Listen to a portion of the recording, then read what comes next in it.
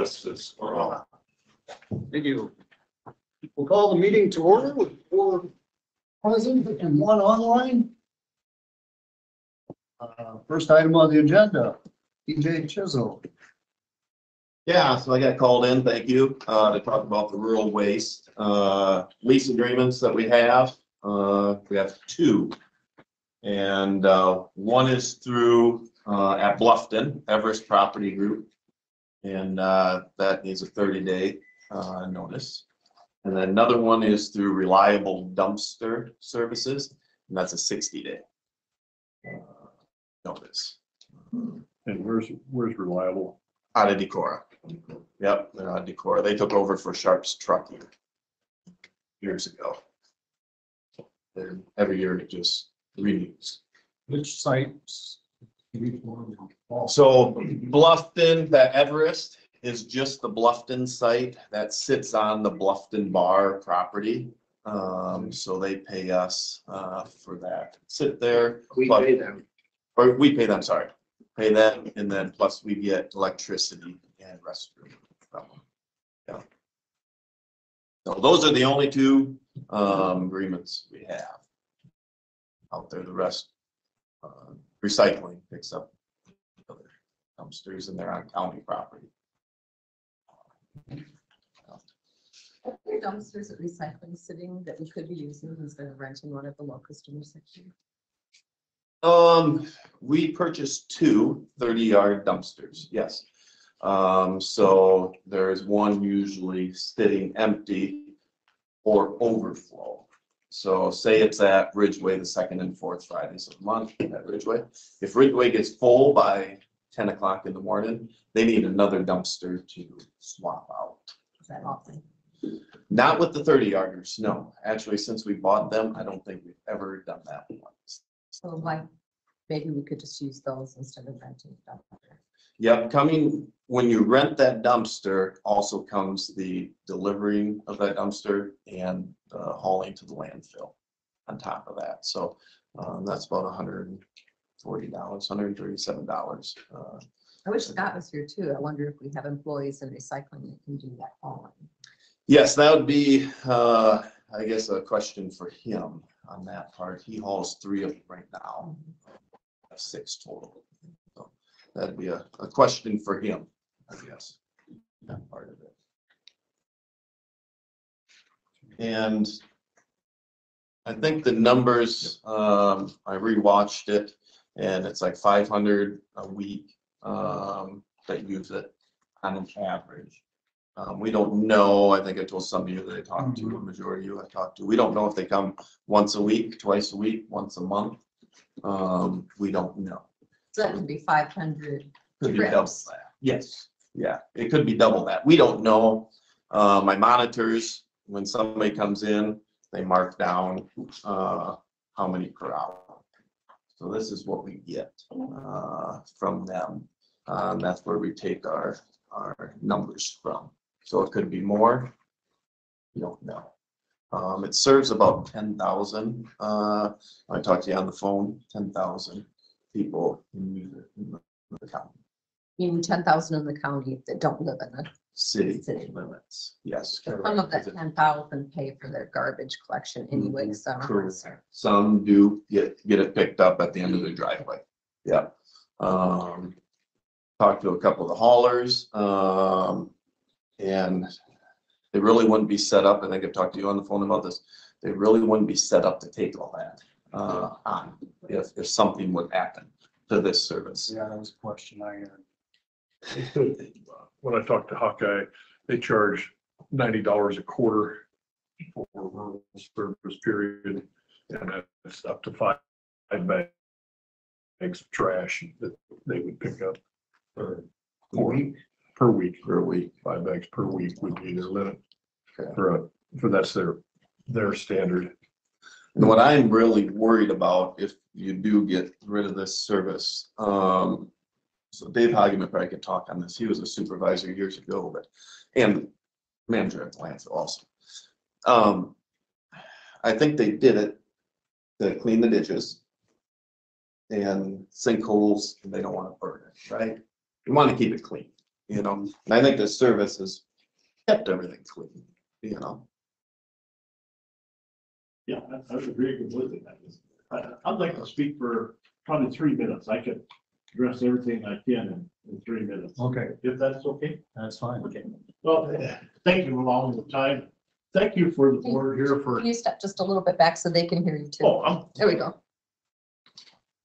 So anyway, thanks to the board for looking at this, and I guess the responsibility of supervisor is to monitor every line item in the budget, and this is one of those line items. So let me first start. I've heard that 500 households use this service per week, and I don't know if I quite believe that number, and here's why. And I've had the opportunity to be a monitor at 5 of the 6 sites. Locust, 3 days a week, Lupton, Washington, Fort, and Ridgeway. And the site at Ridgeway is the one that really tripped my trigger. The Ridgeway site is open the 2nd and 4th Friday of each month. I believe that's still the schedule. What I've noticed there, so those folks only have service every other week, bi-weekly. The volume is probably 2 to 3 bags, the same as the other folks. So I'm thinking there's a lot of other folks that are probably only using that service every other week. So that number of 500 could actually be 1,000 households. How many people does 1,000 households represent? It might be 2, 3, 4. So you're talking a good share of the population. And I know some of the rural people have pickup. And if they live close to a route, it can be fairly cost effective. But if they got to make a special trip with the truck, I think, Steve, you mentioned $90 a quarter, $360 a year. What I propose is that if that actual number of pickups, disposals is 1,000, divide that into the 200,000 of the budget, that comes to $200 for the year, which is less than $20 a month, which to me is very cost effective. And I think the program has done its job. It's helped giving people a place to go with their garbage, out of the sinkholes, out of the road ditches. And so I would hope that you'd continue it, but your choice is a tough one. And I haven't heard anyone say, if you discontinue the service, that the rural basic levy will decrease. So if we lose the service and the levy is the same, I don't know what it's accomplished for me as a taxpayer. That's all I have to say. Can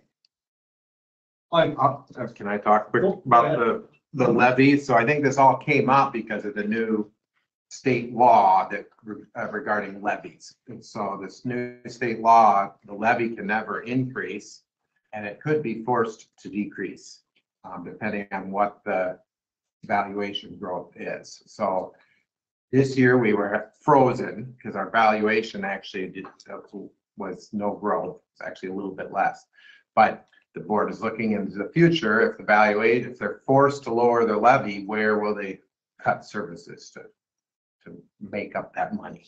And so that's where this all started. Was, you know, we got through the budget process this year because both general and rural have these new regulations, and this was the first year we did it. We got through the process this year, but we know that over the next 3 or 4 years, there's going to have to be cuts to be able to fit within the new budget guidelines. So where those cuts can come from is where this discussion started.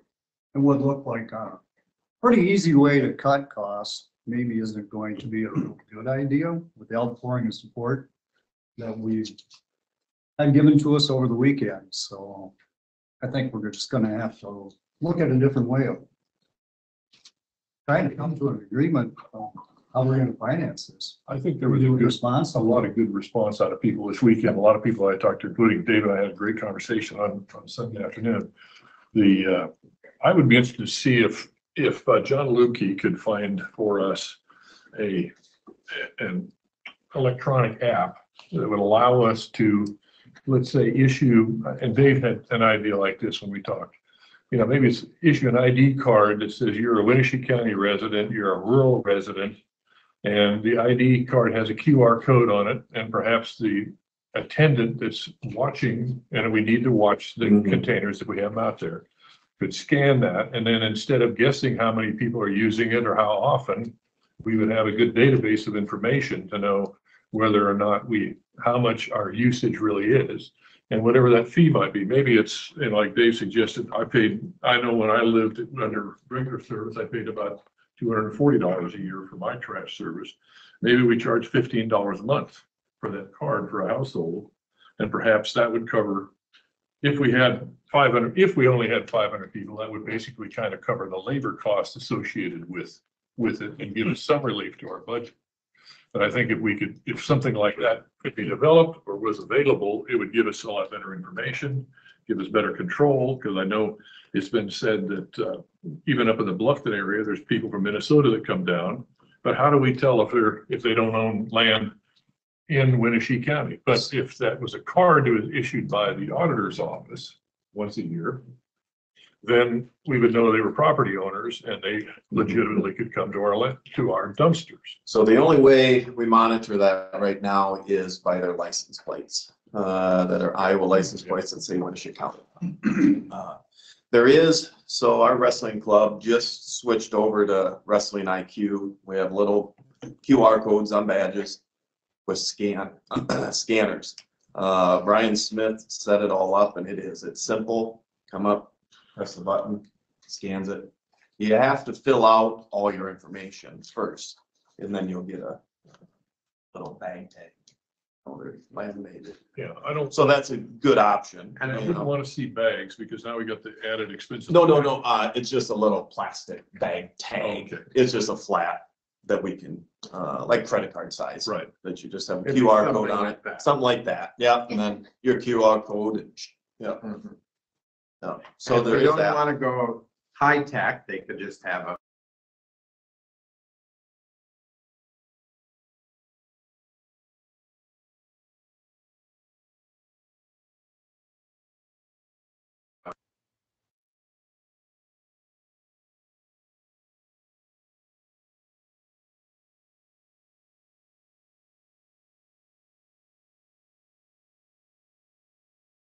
They can just roll up, boom, and both of them get out and talk. And so, I mean, it'd be pretty simple. Right now, what's acceptable to put in those? In the dumpsters, just everything over your kitchen table. No building debris, no shop clean outs. It's all bagged, household trash. Needs to be bagged. Yes, yeah, bag trash. Yeah, yeah, those So are the the rules. bag fee would potentially work. You could do a bag fee. That's why I brought up to some of you that I talked to. You could have colored bags, say blue. You don't see too many blue garbage bags. Or brown, you see brown, yellow with Winneshiek County on them. You could sell bags, right? Then that adds. I think there's more administration if you try to do it per bag. Correct. And I really don't want my employees sitting out in that rural area with, possibly a good amount of cash on them. Right. I just don't want that. I don't think, yeah, you'd have to do where they buy the bags ahead of time. Correct. But with brought up somebody, you purchase a bundle of 10 bags, tags you put on the bag yourself. So when they show up there, it's already got the bag tag on it. That's Yeah. been paid for through the treasurer, the auditor, whoever, pick those up. Well, Yeah, that'd be a way. all the possible solutions I've heard so far, I like the QR scanner the best. It gives you the tracking ability. Yep, You know which sites are being used. Well, you sort of do that anyway with the tonnage. yep, But yep. I mean, For our wrestling club, it's very simple. there may be some advantage of doing it a per bag fee and that the people who use it more pay more, but there's a lot more administration. And if you sign up at home, they don't charge you per bag. You stop and they get your garbage, whether it's 1 bag or 5 bags. So, 100%. Yeah. so maybe that's more going further than they really need. I think one of the things that kind of came to light is that if somebody does live 30 miles away from the landfill, 20 miles. You're not open on Saturdays. You're only open middle of the day, limited days a week.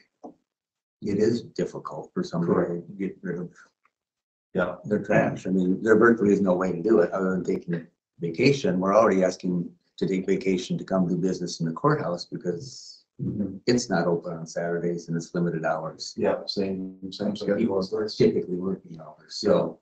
Yeah. Yeah, it's a good service, for the rural, taxpayers. So I think if we can come to a compromise where it's reduced, with the scanner that people buy it, No, dumping tag. yeah. Do you know what kind of cost that scanner and that system comes with? So Brian Smith owns Stubbs Media. I'd have to contact him. He set it all up. I can get that for you. It was very reasonable. I know, like, if we do a fundraiser, they take a certain percent. So, if we have $3,000 fundraiser, they take 3% of that, but we wouldn't be doing fundraisers. Of 3,300 counties in the United States, I would guess that there's something in the civil realm that may already be. Yeah, I'm not good with Yeah, technology, so, John maybe Lukey might. John Lukey could probably do that. I think Mark Vick may have something to say up there. Yeah, I guess. Mark, just a second, just a minute. Okay, Yeah, I'm with Steve on the amount. I said that $15 a month would be $180 a year. If we got 450 to 500 people, you're looking at 75 to 90,000 a year income. So that would offset the labor costs in the program. So that's where I'm at on the take two. So. I just have two questions or comments. One, maybe you can address this better. We haven't raised the rural levy tax in how many years? 10? 10 years or so. So that levy tax isn't paying for the same amount that it paid for 10 years ago. All our costs went up. So we can't raise it though. Be clear. Because of the new state One. law, you can't just raise the levy. Right. So when you say we're paying for it through our taxes, that's a little bit more complicated issue because we haven't raised that tax in 10 years and we need to, it's not. Two, can you speak a little bit to the monitors? Because people have said, well, why do you need a monitor? We're not children. Talk about what it was like without a monitor. Yeah, again, Dave probably knows more about it than me, but, yeah, there was anything and everything in that. Dave, those what dumpsters. would you say, Dave? Well, again, as a monitor, there's, back yesterday, I actually, sat in TJ's seat for about 10 years. And so I have some experience with it, but as a monitor, there's a couple of things happen. Way back when we first started the dumpster program, we had no monitors. We didn't have appliances. One time we had 15 dead hogs in front of the dumpster. You couldn't even get to the dumpster. So we knew that system was not going to work. But I think people have really come around and are very respectful and appreciative of the service. Somebody mentioned the Minnesota car. I was at a site one day, there was a guy with Minnesota plates came up. I remember trying to for and I said, this is an Iowa service for Winneshiek County residents. And so the guy said his name, and he said, I was visiting my grandma, and he said her name, and it was a name that sounded very local to the community. And she asked me if I dropped this bag off. I mean, that excuse, Pope Francis came up with a better excuse, and I believed him. I think he was honest. So you might see a Minnesota car there once. Does that mean they're coming from Minnesota to use our recycle or our dumpsters? I don't believe so. So that's my story. I did see a number of folks who responded concerned about people burning, farmers burning it. I don't think any of our farmers are irresponsible and not maybe all of them, but for the most part. I did check with the county sanitarian and he said, according to state code, a farmer can burn certain things. That is totally acceptable for them, but not household garbage. And I think we've allotted for fiscal year 24-25, we've already approved a budget that includes this program. So to be clear to those in attendance, we have time to get this right and to get community involvement. And we got ahead of ourselves last Monday. So we're gonna take our time on this, listen to the community solutions. And I've already heard some around the table that are absolutely workable. And I think we're gonna get this right. Because if we could, I was gonna say, can we say anything or no? we can take a few when we get up. So I'm gonna just keep like a couple things. So the monitors do a really good job because when I first moved here 3 years ago, in the state of Iowa, you don't have to change your plates to match your county. So like I used to live in Elkie County, I moved to Winneshiek County. He's like, you have Elkie County plates. I'm like, I live on 360th Street. I'm Winneshiek County resident. So I did end up just changing my plates to make it easier then too, but so they do a good job with that, and they've always been super helpful, especially with some of the elderly people that have a hard time getting things in and out of their trunks and things like that. But before you do like an app or things like that, I can kind of speak for the younger generation. They're really expensive. And you could probably, in like the elderly population, a lot of them don't have smartphones, so they're not gonna be able to use an app and stuff like that. It might be easier to just like send out a registration form and you pick up a card at the courthouse like you would get your license. I think that's what he was referring to. It would be printed on a card. Okay, I thought you guys may have said getting an misunderstood. app and then putting all your I said- stuff in the app. No, we issue an ID card with a QR code so that our monitor would be able to track the data for us. And then do you guys know what so you guys have 2 trash cans already? So like is like Locust, Bluffton, those areas, are they paying to rent a dumpster every like Monday, Wednesday, Friday at Locust? Are you guys paying to rent a dumpster? We're paying for that to get delivered, there in a sense, yeah, renting it for the day, but it's all one fee. They deliver it, drop it, and then take it to our So landfill. compared the cost of that with using our own dumpsters and then just having them pick it up and dump it. That's what we- That's what, yeah, is getting talked by everybody here is, yeah, because we have 2 of those rural waste dumpsters already that we use at 3 sites. And, you know, if we get another one, but that'd be, Aren't they? A lot of them are. some are doubled up, yeah, Locust, Bluffton and Ridgeway, kind of get doubled up on some days. What's the cost of a 30-yard dumpster? This day and age, I don't know. We bought 2 of them. The rural waste bought 2 of them back in 2021, and they were 11,000 some odd dollars, 12 grand for 2 runs. That has gone up. That's gone up, and we would need spares plus 6 sites, so we'd probably need another 6, No, we wouldn't need 7. We'd probably need 1, one more. maybe 2, but probably 1 because by the time you drop one, Picking up but again, If the company is coming to haul it, I mean, whether they're driving there empty or driving there bringing an empty dumpster, it may not be as much savings as you think, because they're paying that person to come and pick it up, whether, you know, they have a dumpster on the back of their truck or not, so there may not Yeah. be as much efficiency there. correct. Now, if we were having our recycling department haul them, I know that they were, you know, concerned about maybe that would be more work than what they Can could handle. handle. And So that- that, I don't think we should assume that that's Right. gonna work. But No, it's if something we were we're having looking at. them haul them, then it would probably be more cost effective to actually own the dumpster. Mhm. Yeah, and I don't know if haulers wanna, I don't wanna speak for them, haul somebody else's dumpster. Sure. You know, there's different rail sizes, and I mean, these gentlemen from Hawkeye Sanitation, they know it.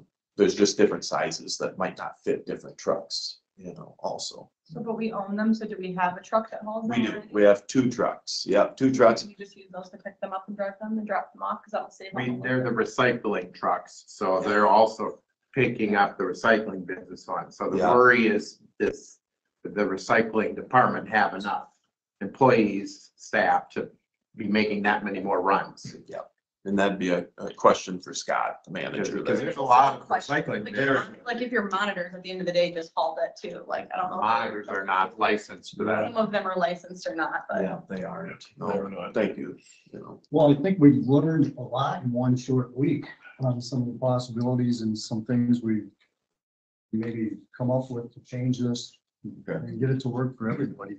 We're gonna have to continue going forward. One question. Sure. You know, in this whole discussion, we've talked about the fact that the rural tax levy has not been raised in about 10 years. Because we can't raise it, or we might have to reduce it depending on the law from House File 718 or Senate File 2442, I believe. I think Clemish just walked in, and can you speak to that? And Well, I think we'll. is that what you're gonna speak on?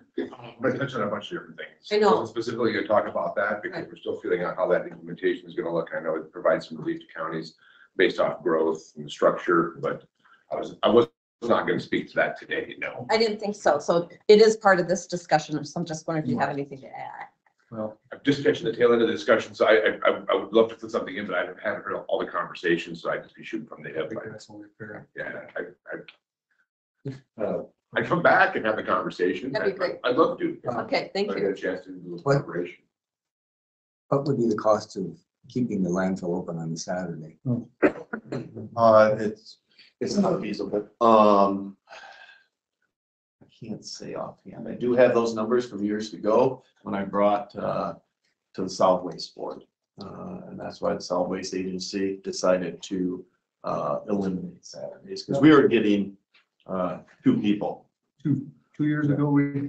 Yeah, yeah. Two people in the, yeah. Yeah, and everybody's on overtime except myself, and to run equipment, it gets pretty expensive. I'll take your. So at this point, we're gonna continue this program for the Yes. next year. Or something. Going into the next year. We may make changes halfway through the year. We're not eliminating it right now. There was talk, and like I said, that looked like an easy way to free up $200,000, but maybe it just wasn't such a good idea. And maybe some things can be tweaked a little bit, and we can work together and see, Keep giving us input. Yeah, maybe a survey monkey or something, can get sent out, or I don't know. Okay. I would like to thank everyone that responded and reached out to us. It was pretty amazing. Kind of So overwhelming. it's good. Good to see. You know, they're not sleeping. Let's put it that way. All right. Thank you. Thanks, TJ.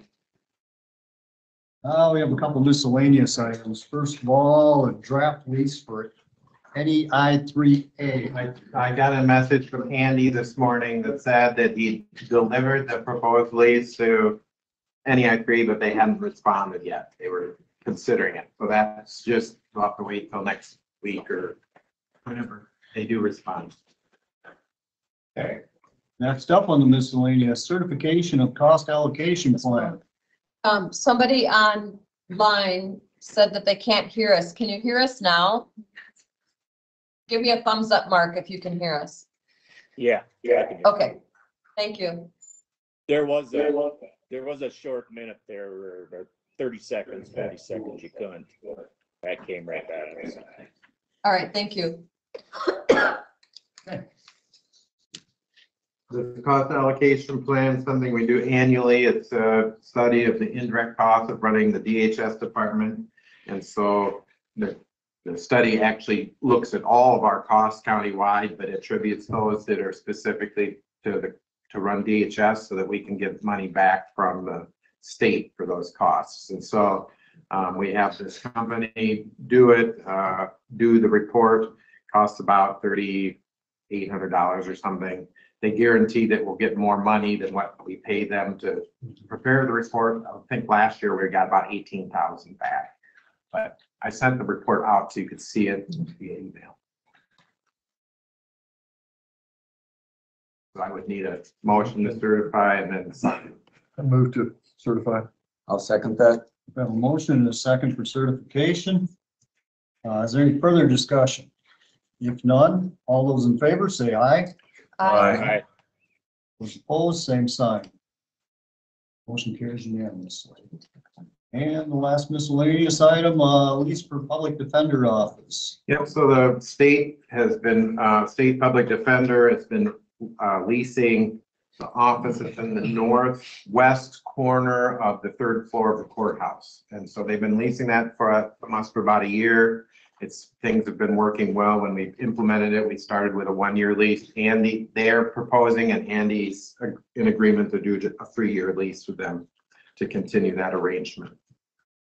And I sent that out ahead of time so you could review it. You want a motion to Yes, approve that? I would do that. second. Second it. We have a motion and a second for a 3-year lease for the public defender's office. Any further discussion? Just a quick question. With all of our budget discussion, is there opportunity to increase that lease at this time? It does go up, I didn't notice that. oh, no, it's not. It's $120 per year. So it isn't a significant amount of money, but We're required to provide space for them, aren't we?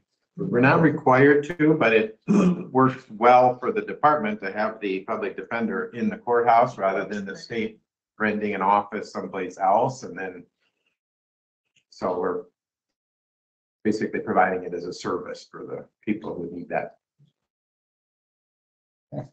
All those in favor, say aye. Those opposed, same sign. Motion carries unanimously. FYI, there is work proceeding this week on the administrative courtroom upstairs in the courthouse. There's the electronic changes that they're making. Those have been in the middle for about 6 months, where they're putting in new video and electronic recordings and so forth for the courtroom activities in the administrative courtroom. So that'll continue through a good portion of this week, getting those changes made. Is that the one where they wanted somebody present? That, yeah, that was on the electrician is not going to be present all week long, but the electrician will be there to work out the schedule with them this morning.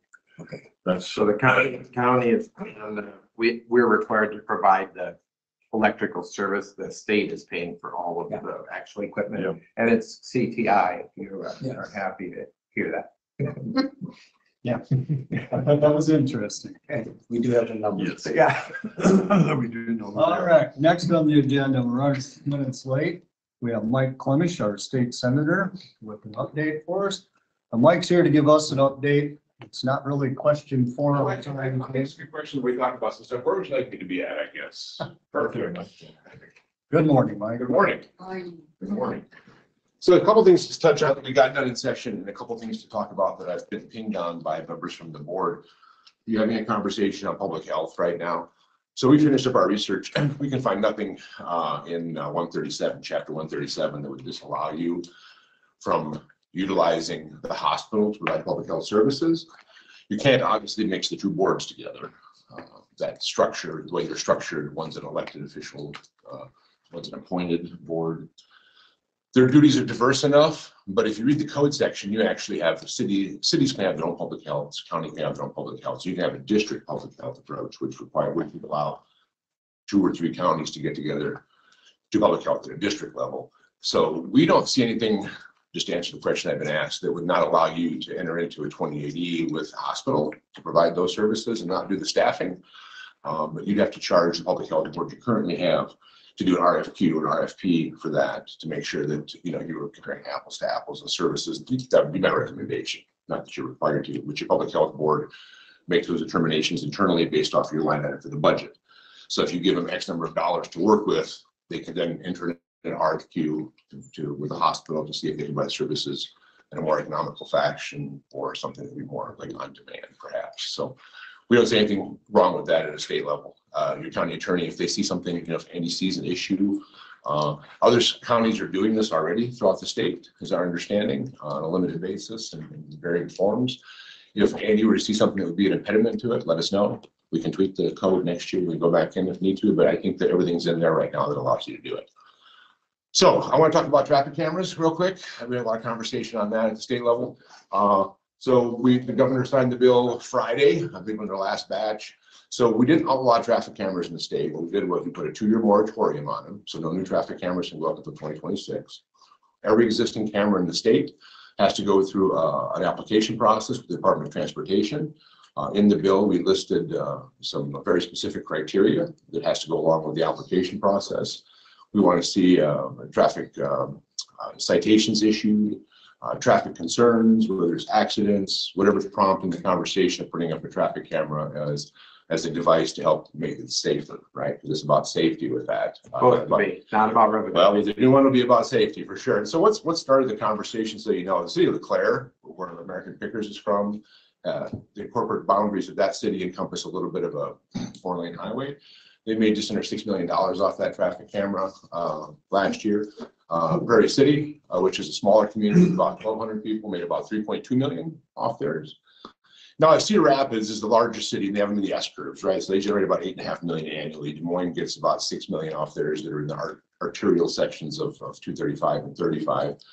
So, and I get it. There's a long conversation on whether they're constitutional, and the Supreme Court's weighted on that. I think, we've checked those boxes. What I didn't want to do was have a bill go through that would have banned them outright and given no opportunity for communities to utilize them where they serve a purpose. Down in Southern Iowa, visited with the county sheriff down there extensively while I was working on the bill. He had an intersection fatality average of once a year. Worked with the DOT to put enhanced markings, lighting, nothing was helping. Put a traffic camera up, yes, and a fatality in 2 years to location. So I think they do serve a purpose, right? So, and again, this gives local control. So counties and cities now can prove out the case that they want to put up traffic cameras. Howard County to the west is contemplating traffic cameras under county jurisdiction at certain locations. One of them being the intersection of Davis Corners. But again, no new ones could go up to 26. And the reason for that was they were populating at an extreme rate throughout the state. So we wanted to pump the brakes, give the DOT a chance to finish building rules, and then allow those rules to go into effect, and then have all the existing ones go back into the hopper with the application. Now, all the existing ones up, several of them will not survive the permitting process, and that's what it's designed to do. It's designed to call the ones that are simply up to generate revenue, because they're not supposed to be there to generate revenue. That's where the rub is. So how the traffic cameras work is you're gonna have a company come in. There's three players in the state operating now, putting on traffic cameras. The biggest one's probably Census Gatso, which is a company from Netherlands, I believe, the first traffic camera company in the world. So typically when they come in, they'll put them up and they'll say, okay, well, we'll do a cost share with you. And the cost share averages anywhere from 25 cents to 45 cents. So every buck that the traffic camera makes, between 25 and 45 cents go back to the camera company. So the entities never actually own the hardware on the poles, right? That stays with the company. They do contract arrangements with that. So look at Cedar Rapids, for example, which gives 40 cents of every dollar back. So if they generate 8.5 million gross, they're giving a huge chunk back to the camera companies. So the camera companies were kind of fanning the flames, putting them up. They'd walk into a community and say, hey, throw this up, we'll make this work. And here, we'll take 30 cents of every buck. You've got no overt expense.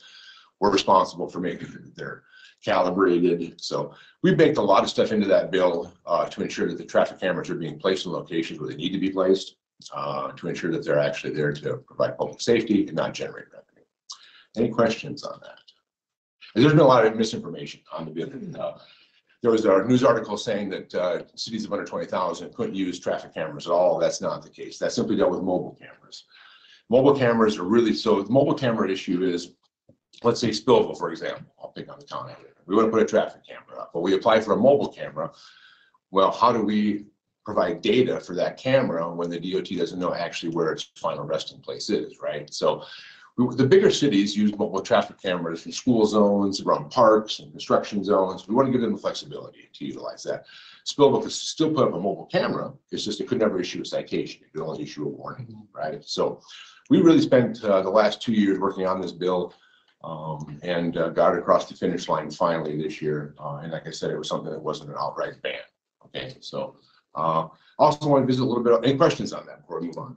I Well, think go ahead, Shirley. counties and cities are just trying to get creative to try to generate more I revenue understand that. for their time budget. I understand that. I do. But traffic cameras is not the place to generate revenue for tight budgets. I mean, there's no consistency in that. I mean, so you put up a traffic camera and it yields you X number of dollars in year 1 and 2, and year 3 something changes.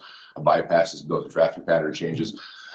And now you've tied that into revenue streams in your budget, which is not good budgeting practices for those communities. But again, we also limited where they can spend the dollars too. So we set a strict fine structure. We had cities that were sending $150 citation for 5 and over. So we limited it all down. We restructured all of the fines, and then we said you can use it for infrastructure or public safety, right? And that's where the money is designed to go, right? I mean, and infrastructure is a big bucket. So if you still want to utilize it to help offset road construction, bridge replacement, I don't care, right? But you're not going to use it to build swimming pools and to do public improvements and other things that a lot of communities utilize in the skirt the wall. And it was a fight. There was a big move to ban them outright, again, which I felt was just, again, all the years I was mayor. Don't tell me I can't do something. Make me fill an application or a permit out, right? And if I don't meet the criteria, then so be it. So did I hear you correctly? The existing cameras that are up now have to file for a permit? So there, none of them are grandfathered in? We can grandfather any camera in the entire state of Iowa. No. No. So I know you know, I've got a lot of cameras up in my district that have gone up just recently, Strawberry Point, Postville, West Union, Fayette. Claremont's contemplating it. Now Claremont didn't get the job done before the moratorium hit, so they're boxed out to 26. Yeah, there's several of them. I know Waverly was one of them in the area as well that didn't meet the timetable, so they're boxed out to 26 now. So, but yeah, everyone has to go through the permitting process, everyone. And even the ones on the S curves in 380 and the ones at 235 and 35 in Des Moines, same process. But when we put the bill together, I had a chance to visit with the city of Des Moines and city of Cedar Rapids, specifically Des Moines. And Des Moines basically was going through the same process that we put in the bill, right? So this is not onerous on the communities because they were still doing that anyway, to prove out that when they entered into the agreement to put the camera up, that it made sense in that location. So I think just the signs themselves work because I slowed down through Claremont and kept looking for the cameras and I couldn't find them. so the increase of signage requirements. Now cities are required to place 2 signs, one further out, one closer to the camera. There was talk about making the signs lighted. We did not add that to them. It could be bigger. So we talked about increasing the size of them as well, right? So, doing legislation is like making sausage. You put in many ingredients into it as you can. Hope you get the finished product out that you're happy with. I worked on this for 2 years trying to fend off the ban. I was pretty happy how we ended up. The house was all banned all the time until this year when we finally had a chance to sit down and compromise conversation and they came around. Hands-free is still sitting in the house. I was disappointed. We sent that bill over last year. The House looked at an Ohio hands-free model, which really isn't hands-free. I really think these things need to be docked and locked someplace in the car. So we're going to that bill is now dead since we entered a new General Assembly. General Assemblies run 2-year timetables in Des Moines. If a bill doesn't pass in the first year of the GA, it's still alive in the second year of the GA. Now that we've cleared the GA completely, all those bills are toast. So we plan to reintroduce the exact same hands-free bill we passed in the Senate with only one dissenting vote, I think, on it last year. We moved it out and the House wouldn't pick it up. So there'll be some change in the House in some positions due to folks just retiring. I think that'll make a different path, perhaps, but hands-free is important for me to get done this next year. All systems permits. Talked about the county about that. You've got to 26, I think, now to get engaged in that. I know there's been some concerns over it, and I'll tell you, we've worked on that bill 2 years now in Transpo, and I'll tell you, we engaged last year, not this session, but last session, at a higher rate with the County Engineers Association, right? We had some issues. The purpose there is eventually what I want to see the governor do, and I've expressed this to the governor, is get rid of the harvest proclamation, right?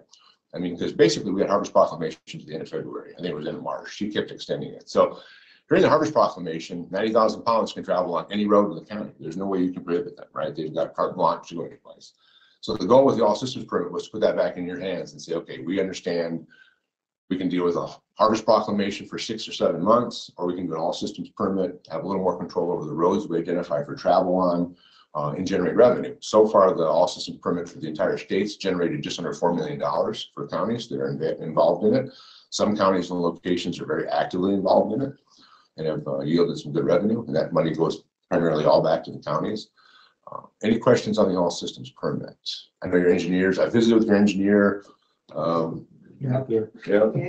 I think I had a phone conference with like 6 or 8 of you folks when I was down in session. And you know, I get it. I mean, it does open up, roads. We need to have it's based off pickle grade, right? When you pick a load up, you have to be able to access where you're dumping it at. So some counties were like, well, we'll give you this stretch of road. And the last half mile to get to the ethanol plant, we're not putting it on there. So we had some cases where the DOT was issuing citations on that last half mile because technically it wasn't identified in the program. So we went and talked to the DOT a little bit this last session to try to get everybody caught up, right? Because also some permits are something new. We're trying to move that in.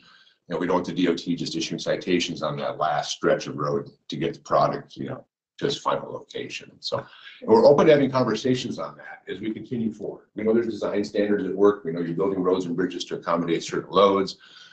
Curvature, I mean, all that sort of stuff comes into play.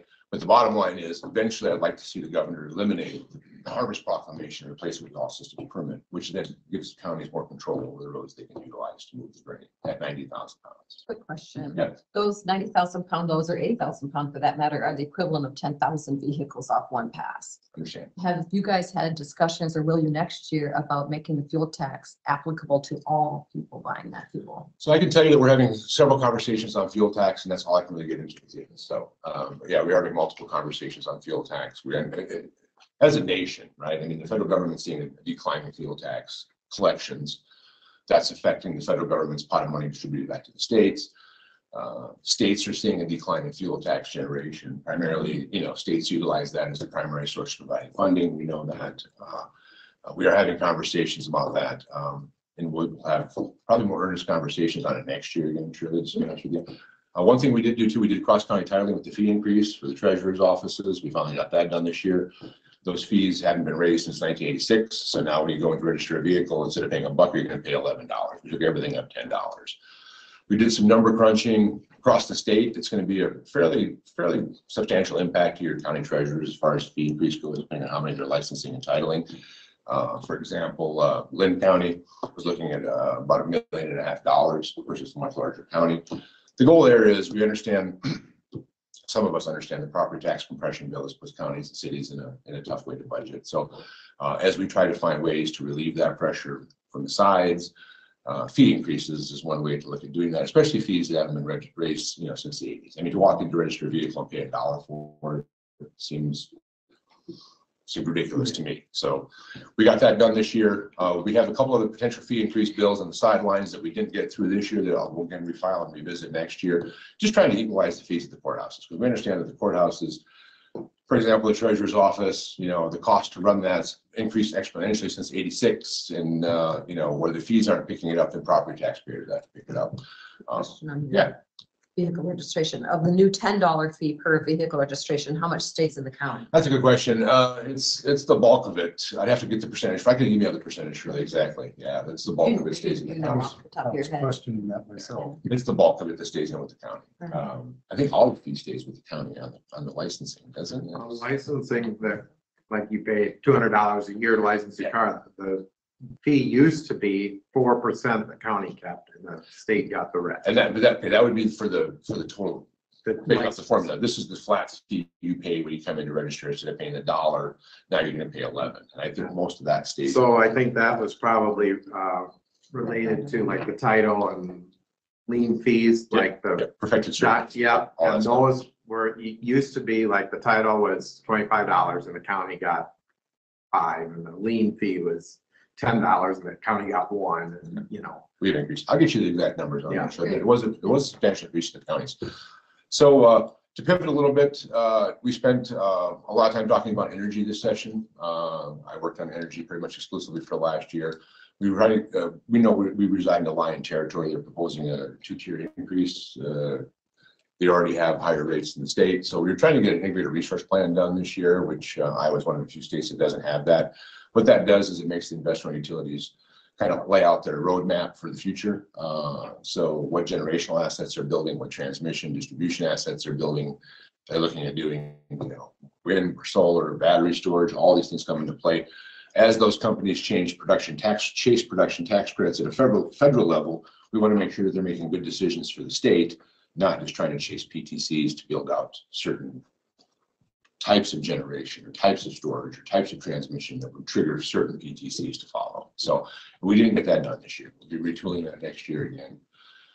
One thing I'd like to bring up to you guys to look at for potential savings is we've been working on doing a reverse auction process in the state. I run the bill now for 2 years. So what a reverse auction is, anybody know what a PBM is, pharmacy benefit manager? They handle your health care. All your prescription drug costs are handled by PBMs, pharmacy benefit managers. There's 3 of them in the country that control about 90% of all prescription drugs that are dispensed. CVS Caremark, Express Scripts, right? So there's a big movement to try to regulate them because they've artificially inflated the cost of prescription drugs, right? So what they do is they utilize the system, rebates and coupons from drug manufacturers to be listed on formularies. The formulary is the list that your employees look at as far as what drugs are covered and what drugs are not covered. So in your health benefit plan, you have two components. You have the prescription drug component, and you have the health plan itself, right? Which would be your doctor's coverage, your office visit. The prescription drug component is administered by the PBM, which is usually embedded into the insurance company you're using. So if you're using Wellmark, for example, Wellmark's embedded PBM is CVS. Wapello County, a small county down in South Iowa. So what the reverse auction does is, let me backtrack. The reverse auction forces the state to conduct an auction process to hire a PBM to come in and provide the prescription drug services through a reverse process. So we start out with 6 PBMs. Here's what we want. We round one of bidding. We take the 3 lowest bids and say, okay, here you guys know where you're at. Go back and bid again. They come back with round 2. We're down to 2. Okay, here, go back and bid again. The state of Minnesota saved about $70 million on their prescription drug expense. So, Colorado did one last year. New Jersey was the first in the country to do it. So right now there's about 8 states that have done reverse auctions. We projected a savings on just the state of Iowa employees, which is 54,000 covered lives, not including the regions, just the state employees, of about $27 million annually by going through a reverse auction process. So how do we save the money, right? So your PBMs are manipulating the system. So what we find is more and more, and where Wapello County saw the biggest benefit was they're going to charge you $1,000 for a drug that they then pay the pharmacy $100 for, and they capture that spread, right? And that spread is deceiving because those spreads are in the formulary. Formularies can change at the will of the PBM. So what this does is it creates a transparent process. Now in the bill I've drafted, year 3, it opens it up to all public sector employees, which would be schools, counties, and cities would have to go through a reverse auction process. They could utilize the state's platform if they wanted to. They could conduct it themselves. Where I'm going with this is Wapello County did not wait for us. Wapello County is a small county. I forget the number of employees. They went ahead and conducted a reverse auction to establish a transparent PBM. In their first year, they are going to save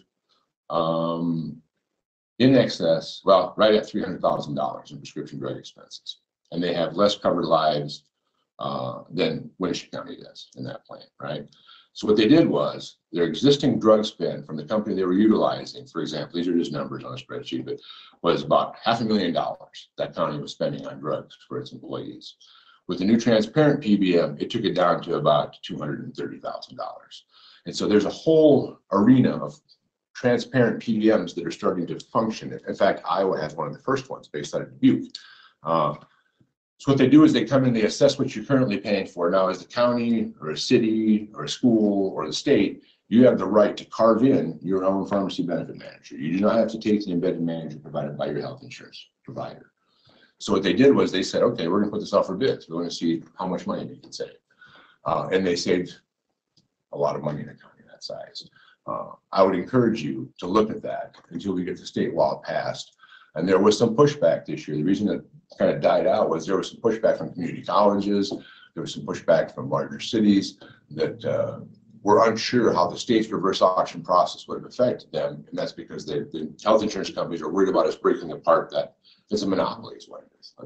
So the health insurance companies are concerned about us decoupling their inherent PBM, right, from the services they're providing for you and letting that go out to bid because they know the system is being manipulated, right? So if the state could save 27 million annually on its 54,000 covered lives, we anticipated once full implementation about 180 million across the entire state of Iowa, potential savings for all counties, cities, and schools. Now it starts to break up the prescription drug gambit a little bit and make it more transparent. You have the ability to do that. You have to talk to your health insurance provider, see when your contract comes due, but you have the ability to request, I would believe almost at any time, to have a visit of your prescription drug costs, who your PBM is, and see if there's a chance for you to realize some savings there. I would encourage you to look at that. If you have any questions as part of that process, let me know. I've worked on this bill. I wrote the bill. I've been working on it, getting it passed down there for 2 years. We passed it out of the Senate last year with 1 dissenting vote, and it got stalled in the House again this year. So there's a very powerful lobby at work to keep this thing kind of in neutral. But I throw a lot of stuff at you. Any questions? Yeah. One question, and I know we're cutting into Michael's Yep, time. I apologize. But it affects this board directly, maybe isn't a big headline issue, but the Forest Reserve changes, do you want to mention that? I gotcha. Yeah, no, that's great. So the House sent over a Forest Reserve bill. So Forest Reserve has always been a contentious conversation in the state, right? How do we deal with absentee landowners that are getting the benefit of paying no tax on Forest Reserve ground? Okay, so in my Senate district, I have the 3 counties that have the largest acres of forest reserve in the entire state. Clayton being number 1, Allen-McKee being number 2, and Winneshiek being number 3, right? So the House did a bill, excuse me, it really wasn't much of a bill. I'm not picking on my House counterparts. They're going to leave it up to all 99 counties to decide how they wanted to tax forest reserve ground. Okay, so I talked to several county supervisors who said, don't put me in that hot seat, right? Don't do that to me, because you have the Farm Bureau that really wants to tax the forest reserve ground, right? Which I understand their point. And then you've got forest owners that don't want to tax them at all, right? So it was an unworkable bill, but the House had actually done something to move the needle. So what we did is sat down, I drafted a bill that would have established, and it did not, the House wouldn't pick it up, but I'll tell you how it was laid out. So what we did was we went in and we established average CSR for Clayton County, which is the largest county forest reserve ground in the state.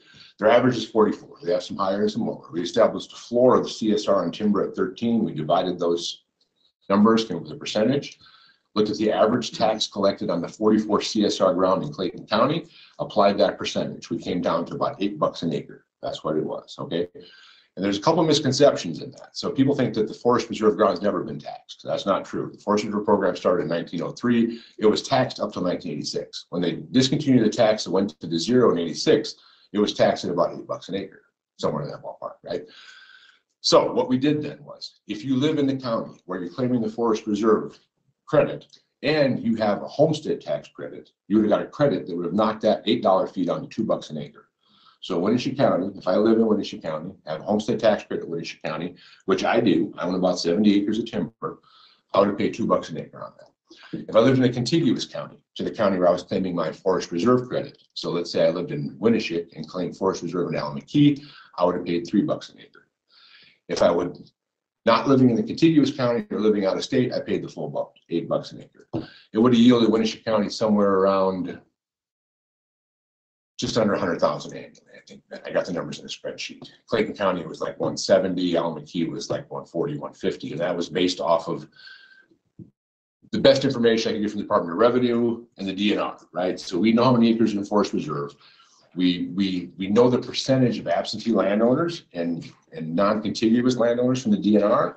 Those numbers would have been fleshed out when you put the formula into place. Still, there would have been a cost savings or additional revenue to the counties, right? And a cost saving to property owners in the counties that are actually looking to be good stewards of their property, right? So what we didn't want to do was create an issue where we elevated it to a point where now I have no incentive to manage my timber anymore, right? But at the same time, being aware of the fact that me paying nothing on it and how the system is kind of gamed seems kind of egregious to the counties. So we'll reintroduce that bill again next year because that died when the GA died. We amended the House file, and our intent was to send it back over with that language. It was only a 1.5-page bill, and the House would not pick it back up. So it died in the transition. And there was some upset people that, but again, their bill was 99 counties, here you go, figure it out. So I was visiting with Clayton County and talking to them. I said, you would have had 30 people that wanted to tax it, 30 people that didn't want to tax it in your room here arguing with you. And we just said, okay, well, you figure it out. And we typically, as a state, don't let you assign, tax levels to stuff like that. And I think this was just a much cleaner path moving forward.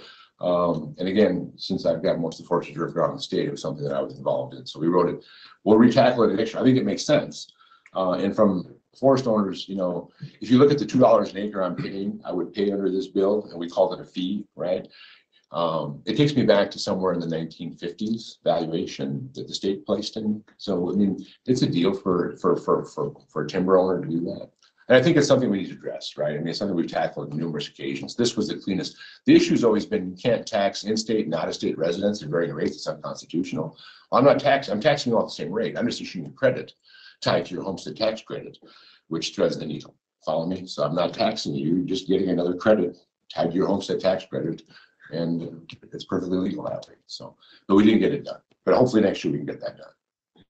I know there's some, folks that are concerns over it, but if we can finally put this to bed for $2 an acre, and we also talked about including forest management plans to give another 50 cents as a credit. We had a great conversation, but the House won't pick it back up. I think that's about everything I touched on. I should have booked 30 minutes, but I apologize. Any questions before I go? Yeah.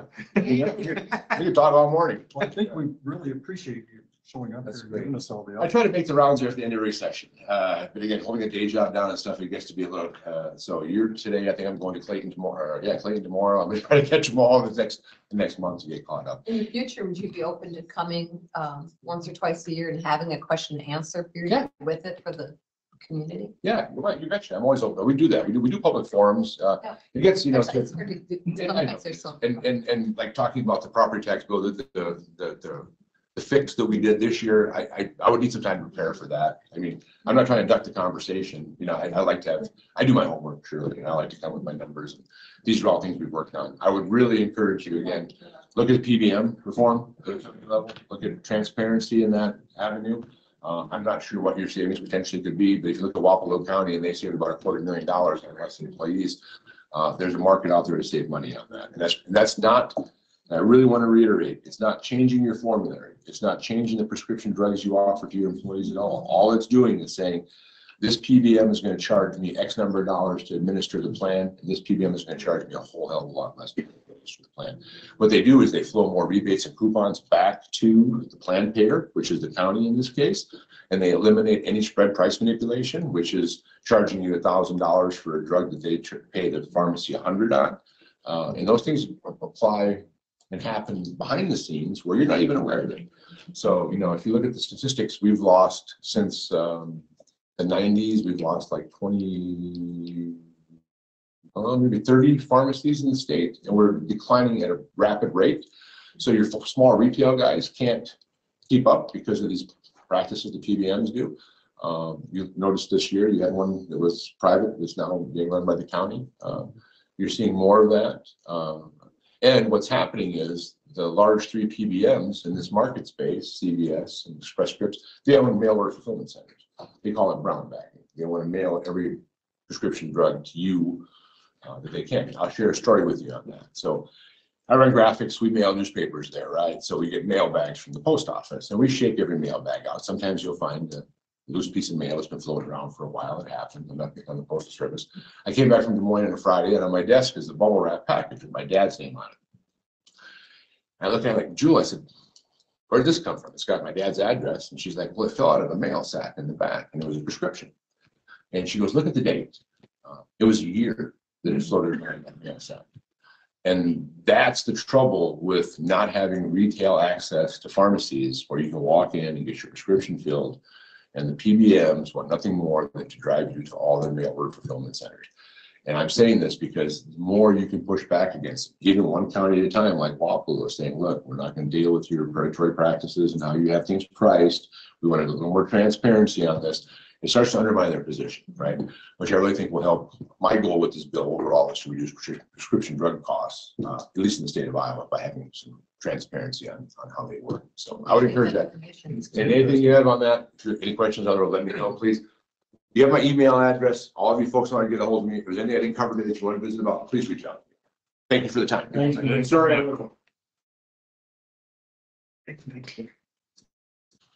Next on the agenda, another Mike. Mike Cuny, county engineer, with some road updates.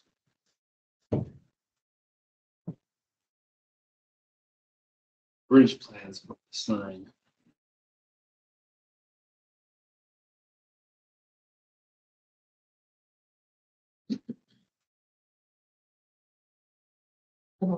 Liz.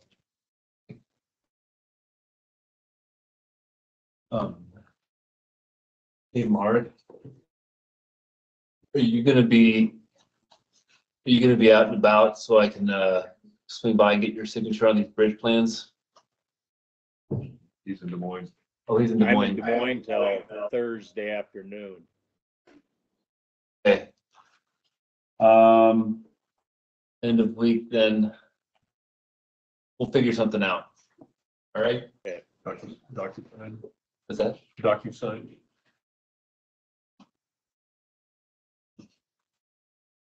You could be on the front page. There's 5 boxes. I'll show. One from each of the members.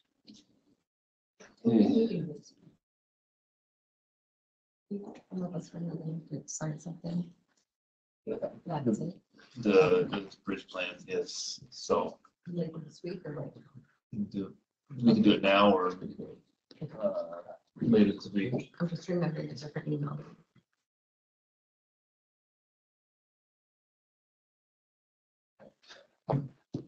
Is it okay to sign in black on this one? I think so. Here's blue, I think if you I want. hope so. I think it'll be fine. I don't remember. I'm just do I blue. know that I have to sign in blue, but I don't think it matters for you guys.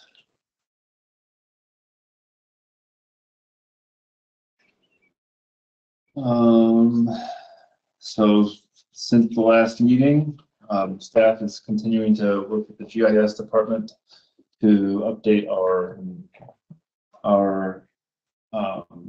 Beacon website and our own personal website. And streamline the bridge information, the bridge inspection information, and put it straight into have all of the data be streamlined so that we can access it internally at a higher level than the public, but the public also has access to that information. This summer, interns have started work today. Emmett has started. Jacob starts on Tuesday next week, and it'll be the first day of the week since it's Memorial Day weekend. Middle Hesper Road, I still need to work with Mark on that. I think we were going to talk about that. So we can be in touch. We can be in touch perhaps Friday. I'll be home Thursday by noon. Okay, let's coordinate a meeting, Mark. Okay, we'll do.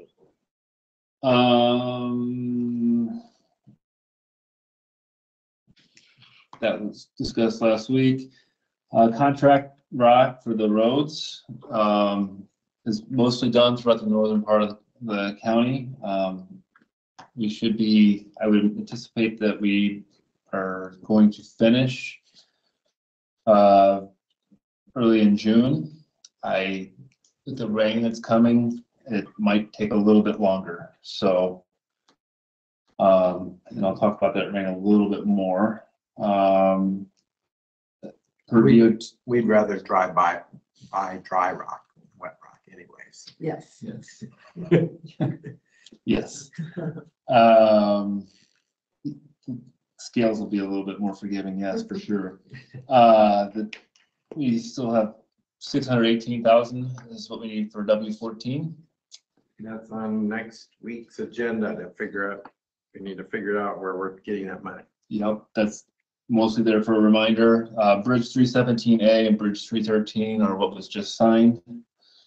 And then the one other notable, we had quite a few complaints for the conditions of the road this week. I'm very aware of it. I am working to get a larger rock mix and see if that works to spot rock. Working with that today. So I am actively looking at trying to solve a problem. How it was solved in the past would be that the blade operators would order stuff from the quarries and there was little control of what actually got applied to the roads. So I'm trying to be economical and be deliberate with the rock placement. So a little bit of patience, please, on that. And I do hear the public needing rock on their roads. So please understand where I'm going with that.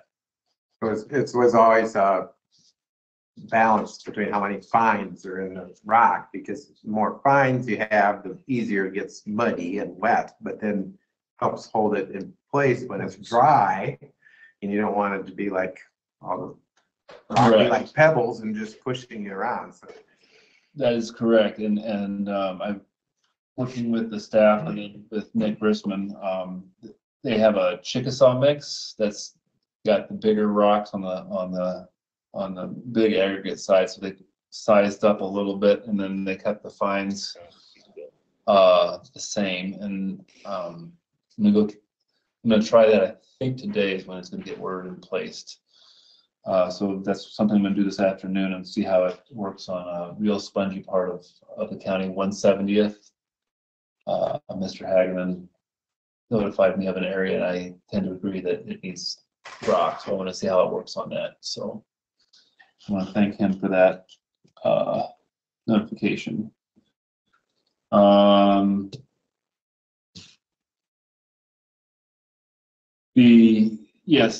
That was said last week, and we are keeping 33 feet from Mark brought up the stuff that I said last week with the Mueller's Drive, 170th Avenue. We're keeping 33 feet from the center line, which is close to utilities. We have a deep sanitary line. I mentioned this last week. The only reason I kept it in my report was I'm not sure what to do with. I'm not sure which direction you want me to take, if you want me to explore that further with an easement or anything like that. So I'm kind of asking you all to. I think we need to have Andy tell us when we prepare that deed for the property we sold, if we can just include An existing utilities easement, since we don't know exactly if that's in our right of way or on the edge of the property we sold. I think it's in the right of way. It's just, if you were to do any work on it, the issue is going to be that you're going to be getting into close to the improvements. So maybe you slip line it and that works for a while. I haven't spent time on it. I just know that it's something that's. Yeah. Mike Schmidt was mentioning, he thought maybe that just a statement in the deed would be adequate. Is that what you're considering with Andy? I have not talked with Andy at all, and I haven't spent a lot of time on it because I think there's a lot of ways to look at this. We just want to make sure ultimately, we just want to make sure it's addressed. So it's just in there again, I don't want to forget about it. It's in the report to keep working on it. On W14, I noticed they're doing some ditch clearing north of the Spillville Mill and that cut through where it goes back up the top of the curve. I was curious, are they considering putting more shouldering back in there to try to get some shouldering on the south side of that or the west side of that? I apologize. I should have included that in my report. Basically, we're putting in riprap and armoring that channel, and doing all the prep work for that so that it's stable there. They are also looking at putting in a bigger culvert in that drive, and so that way we're not holding back water. I was wondering, because of the slope bank going down there, if we could take, and that's a pretty deep ditch, is it going to be possible to put some fill in there to increase it? There's very little shoulder in that particular section. Well, the armoring will allow a steeper slope. So the short answer to your question is probably yes. Probably is. Okay. But I have to review that. But they're armoring that up to make sure that that holds. And yeah, I think that's one area where we did have a fatality some years back in that one section down through there where the curve isn't. Yeah, so I've been on that curve probably 4 or 5 times now in the last 2 months. So just looking around there. So thank you. Yes. But I'll have to look and see what the before and after the proposed existing situation is to answer your completely on that. So any other questions? Well, as far as the rain and creating soft roads, maybe you can just take credit for the rain. Ways with some of the farms. I don't want to say that's going to get me into the bad karma situation where all of a sudden we have FEMA issues. So I don't want to go there. I don't want to go there. It is what it is. The rivers are coming up, so they are, and I don't. Kayaking will be better for the future. Can I make a comment? Can I make a comment, Ben? It's a positive comment. Okay. Okay, so. Either way. No, even if it's not, go ahead. Your county engineer, because Claire Askelson called in a few weeks ago They asked you to look at community lines and 2-3 inches of mud slosh. And you had a very prompt response with getting graded, putting rock on it, and it's in much better condition. So I want to thank you for your prompt response. He doesn't even remember. I know. No, I remember that. I He remember said, that. he asked you to go drive that road is what he asked. Whether you did or not, anyway, we got a prompt response and it's in much better shape. That was my staff, but I will pass that on. Thank you. Good job at Coon Valley anyway. I will pass that on. Thank you. Helps to get a pat on the back once. in a while. It feels good, yes. A lot So, of the remarks I heard, a lot of remarks I heard on Friday concerning North Wind to your section. So if you just want to speak to that. Northwind Road is not something that has been on mine, so I do need to look at that then. So, I drove it and honestly, I think Middle Calma Road is worse, but everybody's road in front of their house is the worst in the county, as we all know. But are we talking? we did a new road. You're talking about new projects? You're talking about, I'm just wondering when it can be put back on. I just thought we could address it as a group. The north part of Northwind Road. The north- We did the south part to just past the school. Yeah. 6-8 years ago, I don't know. I can speak a little bit to this. The north part of Northwind Road, is a smaller project. And that's why, two things. The average annual daily traffic is, less and decreasing with the Boston Northwind School. Second, the size of that project to get the big funding is just smaller than Middle Calmer, is smaller than W42, just smaller than all of them. So it's gonna be something that we have to do, I think, locally as a county and figure out the funding locally, or some kind of situation like that. Maybe we do some kind of cheaper hard covering on it or something like that. So unfortunately, that's just. I just promised I'd grade it up. Thank you. And we can pass that along and that's just but I had not been up there in terms of looking for sludgy messes. It's But- hard surface. Right, that road is hard surface, but with speaking to this, and then you talked about that, so I was confused, sorry. Anything else? Here you go. Yes. I live on the county line of Winneshiek and Fayette County. I live in between St. Lucas and Fort Atkinson. There's 310 on Fayette. So seemingly Fayette plows my part of the gravel road. And then once you get to S Avenue, from S Avenue to W14, it's Winneshiek County. My neighbor, most of the people that live on that road live on the Winneshiek side. However, Fayette plows and maintains that small little section. However, me and my neighbors have complained to Fayette County multiple times that that road is not upkept the way that it should be. And I was wondering who holds them accountable, because it's both Winneshiek and Fayette County. My examples are like, in the winter, they don't plow enough. So the person across the road in Fayette County actually takes a skid loader out and actually plows that little section so we can get to Winneshiek County side to get to W14. And then in the summer, multiple potholes. And then when they do lay rock, it's like this size, and I walk along the road at least multiple times, picking up the rock and then tossing it in the ditch or just taking it to my rock pile. So I was wondering who holds Fayette County responsible for that. Because it's been an ongoing issue, and our neighbors and I have talked, and Fayette County has seemingly done nothing about it. Fayette County would be responsible per the agreement. What I will say is, this is the first I've heard of it, and I would be happy to call on behalf of the Winneshiek County resident, just to look into this more. You bring up a very good point with the size of the rock. I know that Fayette uses bigger rock. And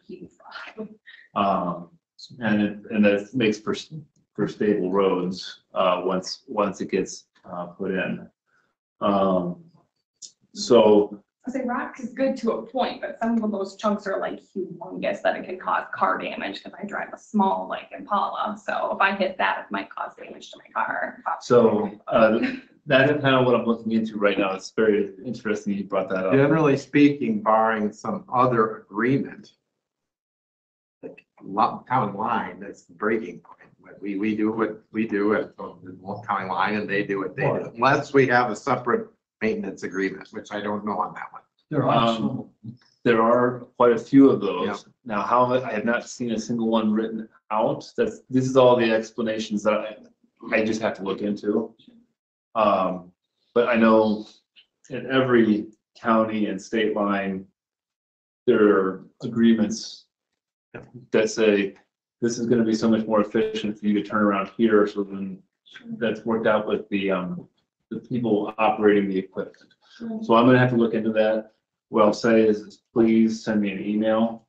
That's the best way for me to keep you in the queue for things to do. So I'm more than happy to look into that for you and do that. So please send me an email, engineer.co.winneshiek.iowa.us. I can give you a card if you'd like.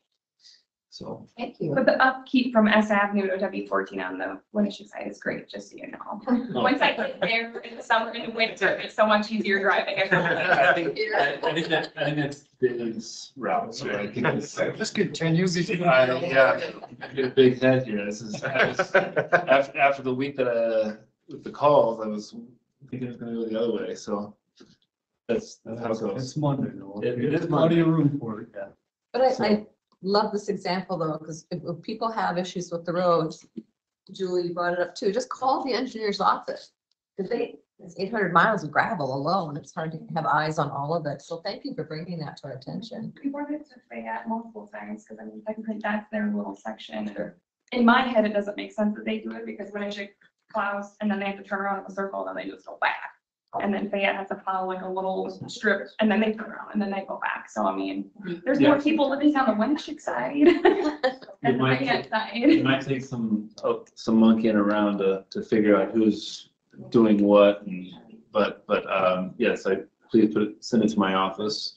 That'd be great. Thank you. Don't have anything else for you? No, thank you, Michael. There you go. All right. Well, Can I ask you one question about roads too? Not that it's an immediate thing, but maybe you can look into for Ryan.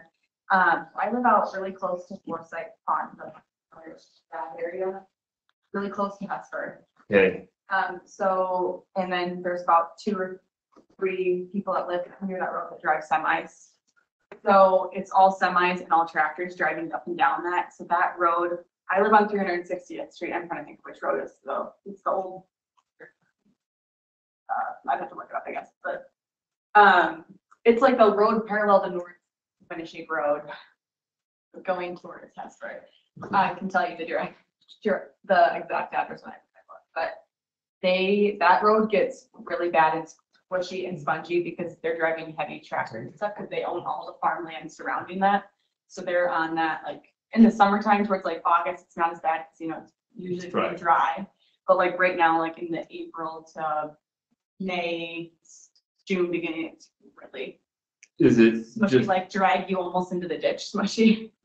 are you just being carried away by the mud, or is it just soft? There's there's no really rock on it either. So like even if you get out of your car and step on it, you're like gonna squish in about this deep.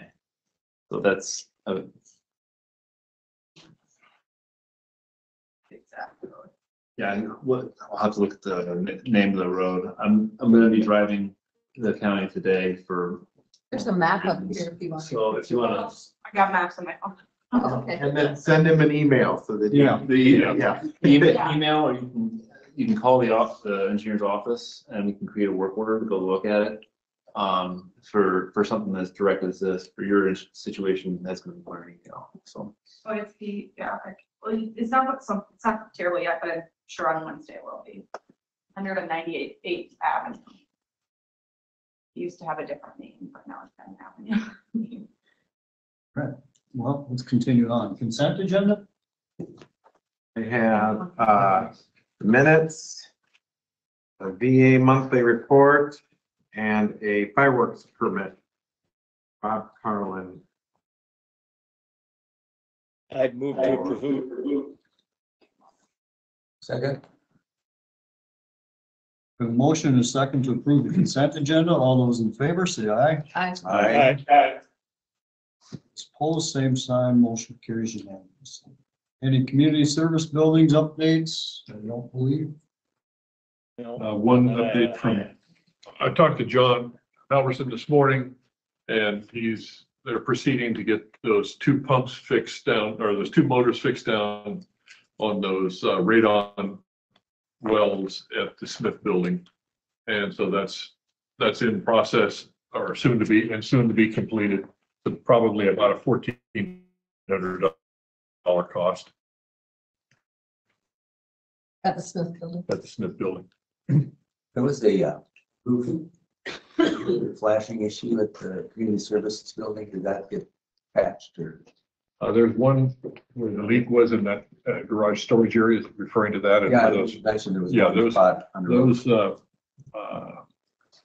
in process. I don't know that the same roofer that did this roof right here. I don't know that, I haven't heard from John. I'll check with John. Get back to you. Any committee reports? I think there's a safety committee this afternoon at 1:30.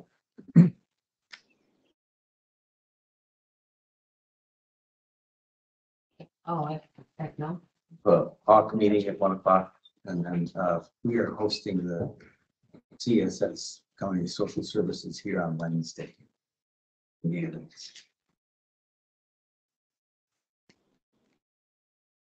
Yeah, Upper Explorer Land that Thursday. And I sent an email to everybody, Mark. I will not be at that meeting. And Rochelle already has that information too. Thank you. You have another meeting this afternoon too, Mark, or has that been canceled? No, that's at 1 o'clock. Emergency meeting for the Board of Health. Thanks.